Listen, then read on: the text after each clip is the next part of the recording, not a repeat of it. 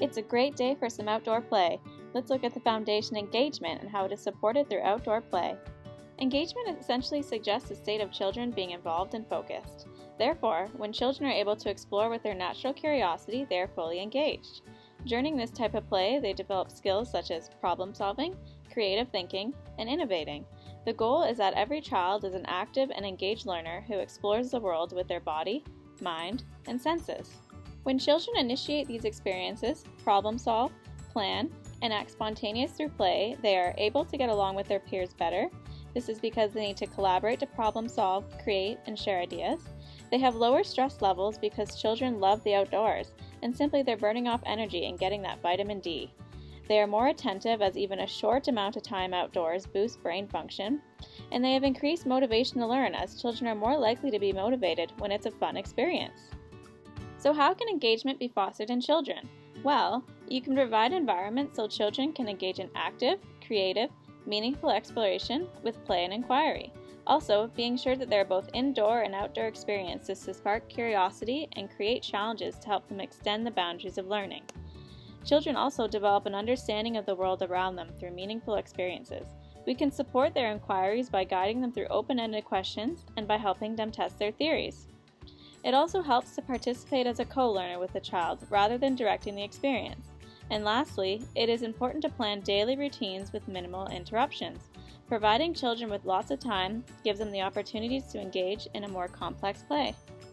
It also helps to replace single-purpose objects with open-ended or loose parts. This essentially means items with no directions that can be used by themselves or with other materials. They can be carried, lined up, redesigned, taken apart, moved, and put back together in multiple ways. The child determines what materials are used and how to use them.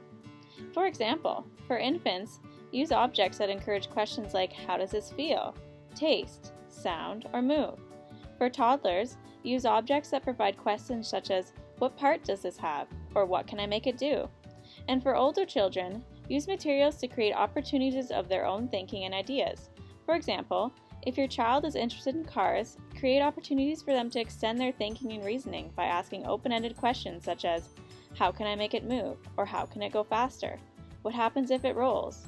How can I build a ramp? Or what will it do outside? So now that we've explained what exactly engagement is, now you're probably wondering how outdoor learning can support engagement. Well, outdoor learning supports engagement because to develop this foundation, children need experiences in a variety of environments. And outdoor play is one of those.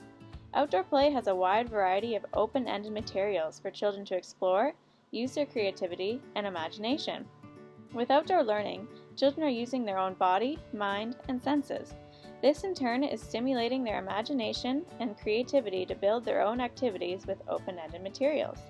As well, they're using their motor skills to create these materials, all while learning to collaborate with others to problem solve. Keep in mind, it may involve some trial and error when giving children open-ended materials. Also, some things may work one day and not the next, so don't give up.